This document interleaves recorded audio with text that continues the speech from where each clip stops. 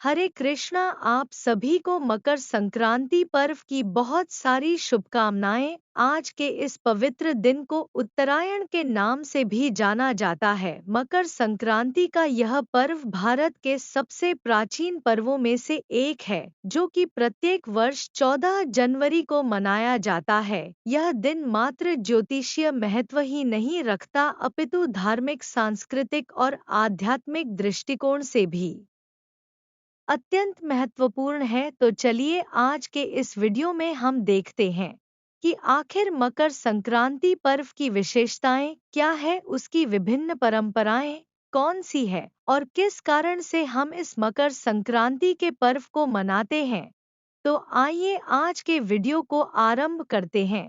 मकर संक्रांति के दिन सूर्य धनु राशि से निकलकर मकर राशि में प्रवेश करता है और इसी खगोलीय घटना को हिंदू ज्योतिष कैलेंडर में अत्यंत शुभ माना जाता है। मकर संक्रांति के दिन से सूर्य उत्तर दिशा में प्रवेश करता है, यानी कि उत्तरायण होता है, यानी कि सूर्य दक्षिण दिशा से उत्तर की ओर गमन करता है और इसीलिए आज के इस विशेष दिन को उत्तरायण भी कहा जाता है। उत्तरायण का यह समय देवताओं का दिन कहा जाता है और इसे शुभ कार्यों के लिए आदर्श माना गया है। हमारे शास्त्रों में बताया गया है। वीडियो में आगे बढ़ने से पहले आप मेरे चैनल को सब्सक्राइब करें। उत्तरायणम पुण्यकाल यानी कि उत्तरायण का समय हर प्रकार के शुभ कार्यों और साधनाएं के लिए अत्यंत लाभकारी है। इसी दिन से दिन लंबे और रातें छोटी होने लगती हैं। प्रकृति में विशेष परिवर्तन आता है। शीत का कालीन ऋतु धीरे धीरे समाप्त होने लगती है और प्रकृति एक नए रंग में खिलने लगती है। इसलिए भी मकर संक्रांति या उत्तरायण का दिन अत्यंत महत्वपूर्ण है। प्राचीन कथाओं के अनुसार अगर देखा जाए तो एक समय महाभारत के आदर्श चरित्र और 12 महाजनों में से एक भीष्म पितामह ने अपनी इच्छा मृत्यु का वरदान इसी मकर संक्रांति के दिन पूर्ण किया था। उन्हें देवताओं द्वारा वरदान प्राप्त था कि वे जब चाहे तभी उनकी मृत्यु हो सकती है। कुरुक्षेत्र के युद्ध में अर्जुन द्वारा घायल हुए भीष्म पितामह अनेकों दिन तक बाणों की शैया पर लेटे रहे, लेकिन उन्होंने अपने शरीर का त्याग नहीं किया। वे सूर्य के उत्तर में प्रवेश करने की प्रतीक्षा कर रहे थे, यानी कि उत्तरायण होने की प्रतीक्षा। उनका मानना था कि मृत्यु का समय आत्मा की गति को प्रभावित करता है। उत्तरायण के समय में मृत्यु होने से आत्मा को मोक्ष की प्राप्ति हो जाती है और वह परम धाम को प्राप्त कर सकती है। इसीलिए भीष्म देव ने जब सूर्य नारायण देव उत्तर दिशा में प्रवेश कर गए, उसी मकर संक्रांति के शुभ समय में उन्होंने अपने शरीर का त्याग किया था और वो भी भगवान श्री कृष्ण की उपस्थिति में। इस प्रकार हम देख सकते हैं कि हमारी प्राचीन कथाओं के अनुसार भी इस त्योहार का अत्यंत विशेष महत्व है। इस बार मकर संक्रांति के अवसर पर प्रयागराज में कुंभ मेले का भी शुभ आरंभ होने जा रहा है। कुंभ मेला हिंदू धर्म का सबसे बड़ा आध्यात्मिक आयोजन है, जो कि प्रत्येक 12 वर्षों में आयोजित किया जाता है। प्रत्येक 6 वर्ष बाद अर्ध कुंभ आता है और 12 वर्ष बाद महाकुंभ आता है। 2025 का यह कुंभ मेला अत्यंत विशेष है, क्योंकि यह 144 वर्षों के बाद आने वाला महाकुंभ है। आज के मकर संक्रांति के दिन इस महाकुंभ में लाखों श्रद्धालु प्रयागराज के त्रिवेणी संगम में स्नान करेंगे और आध्यात्मिक मोक्ष की प्राप्ति करेंगे। ऐसा कहा जाता है कि कुंभ मेले में पवित्र नदियों में स्नान करने से मनुष्य के सभी पापों का नाश हो जाता है और उसे अमृत के समान मोक्ष की प्राप्ति होती है। इस मेले में साधु संतों और आचार्यों के सत्संग का भी लाभ मिलता है और ना जाने कहां से बड़े बड़े ऋषि मुनि, साधक, साधु, तपस्वी इस कुंभ मेले में आते हैं। मकर संक्रांति के दिन अगर इस संगम स्थान में स्नान किया जाए तो वो अत्यंत पुण्यकारी बताया गया है और इसीलिए इस कुंभ मेले के साथ साथ मकर संक्रांति का शुभ संयोग मनुष्य के लिए एक सुवर्ण अवसर प्रदान करने वाला है। हमारे भारत देश में मकर संक्रांति का पर्व विभिन्न नामों और विभिन्न परंपराओं के साथ मनाया जाता है। कई स्थानों पर फसल की कटाई के साथ इसका उत्सव मनाया जाता है, जो नई फसल के स्वागत का प्रतीक करती है।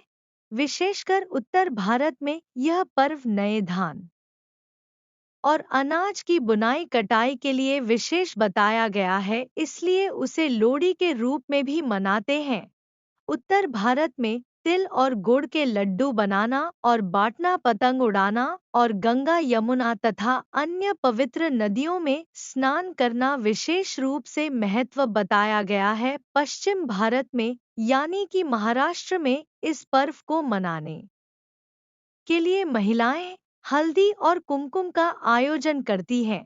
यहाँ पर यह पर्व तिलगुल के रूप में मनाया जाता है। तिलगुल का आदान प्रदान करके लोग एक दूसरे से कहते हैं तिलगुल ध्या गड़गोड़ बोला। दक्षिण भारत में तमिलनाडु में इसे पोंगल के रूप में मनाया जाता है, जब नए चावल से पोंगल नामक विशेष मिठाई बनाई जाती है और भगवान सूर्य नारायण देव की विशेष पूजा की जाती है। पूर्वी भारत में यानी कि पश्चिम बंगाल में इसे पौष संक्रांति कहते हैं और इस दिन गंगा सागर में स्नान करने का विशेष महत्व बताया गया है। गुजरात में मकर संक्रांति या उत्तरायण का पर्व पतंग उड़ाने का विशेष पर्व है और यह पूरे विश्व में विख्यात है। इस दिन उत्तरायण पर्व के रूप में सूर्य देव की विशेष पूजा की जाती है। गायों को घास चारा खिलाया जाता है और परिवार के सभी सदस्य एक दूसरे के साथ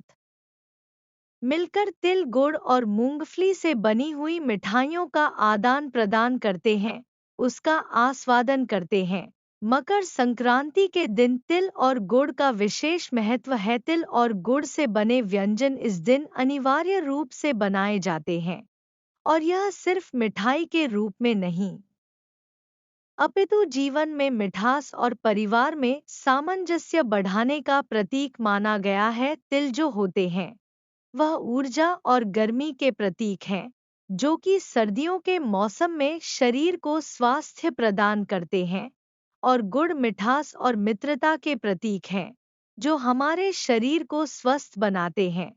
और इसीलिए हमारे शास्त्रों में कहा गया है तिलम ददाति लोकेश, यह पुण्यम लभते परम, यानी जो व्यक्ति मकर संक्रांति के दिन तिल का दान करता है उसे अत्यंत पुण्य फल की प्राप्ति होती है। मकर संक्रांति के दिन विशेष रूप से दान और स्नान करने का अत्यंत महत्व बताया गया है। इस दिन किए गए स्नान और दान से आत्मा को शुद्धि प्राप्त होती है और सूर्य नारायण देव की विशेष रूप से पूजा अर्चना की जाती है। ऐसा करने से मनुष्य के सभी पाप कर्मों का नाश हो जाता है। इसी दिन से दिन लंबे होने लगते हैं और रात्रि छोटी होने लगती है और यह समय स्वास्थ्य के लिए भी अत्यंत लाभकारी बताया गया है। मकर संक्रांति के दिन प्रत्येक व्यक्ति को ब्रह्मा मुहूर्त में उठ जाना चाहिए। अगर संभव है तो किसी पवित्र नदी जैसे गंगा, यमुना, कावेरी, नर्मदा इत्यादि में स्नान करना चाहिए। अगर पवित्र नदियों में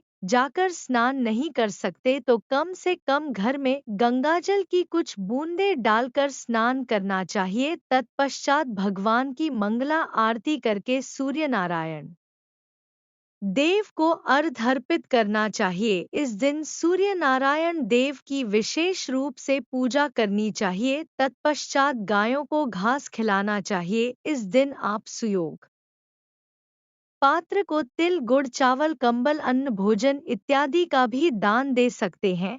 गौशाला में जाकर गायों की सेवा के लिए दान दे सकते हैं और अधिक से अधिक हरे कृष्ण महामंत्र का जप कर सकते हैं। अपने संपूर्ण दिन को आध्यात्मिक रूप से व्यतीत करने का प्रयास कर सकते हैं। इस प्रकार हम देख सकते हैं कि मकर संक्रांति मात्र एक खगोलीय घटना नहीं है अपितु धर्म, संस्कृति और आध्यात्मिकता का संगम है। यह पर्व हमें जीवन में दान, पुण्य और सकारात्मकता के महत्व को सिखाता है। मकर संक्रांति के दिन किया गया विशेष दान मनुष्य को अनंत फल की प्राप्ति कराता है, वो उसे आध्यात्मिक जीवन में प्रगति करवाता है। तो यह थी मकर संक्रांति की विशेष जानकारी। वैदिक संस्कृति के प्रमाणभूत प्रचार कार्य के लिए दिया गया दान भी मनुष्य को अक्षय फल की प्राप्ति कराता है। तो अगर आप इस मकर संक्रांति के विशेष पर्व पर सनातन धर्म के प्रचार हेतु इस कार्य को आगे बढ़ाने के लिए हमारा सहयोग देना चाहते हैं, तो स्क्रीन पर नंबर दिया गया है। आपके सहयोग से हम अपने वैदिक ज्ञान को प्रमाणभूत रूप में अधिक से अधिक लोगों तक पहुंचाने का प्रयास करेंगे। आज के इस वीडियो को लाइक कीजिए, अपने मित्रों और परिवारजनों को शेयर कीजिए। और आप आज का यह पर्व कैसे मना रहे हैं, आप देश के कौन से हिस्से में हैं, यह हमें नीचे कमेंट बॉक्स में लिखकर जरूर बताइएगा। अगर आपके वहां की कोई स्थानिक परंपरा है तो वह भी आप हमारे साथ शेयर कर सकते हैं। हमें आपके कमेंट्स पढ़ना अच्छा लगता है, क्योंकि यही एक जरिया है जब हम आपसे जुड़ सकते हैं।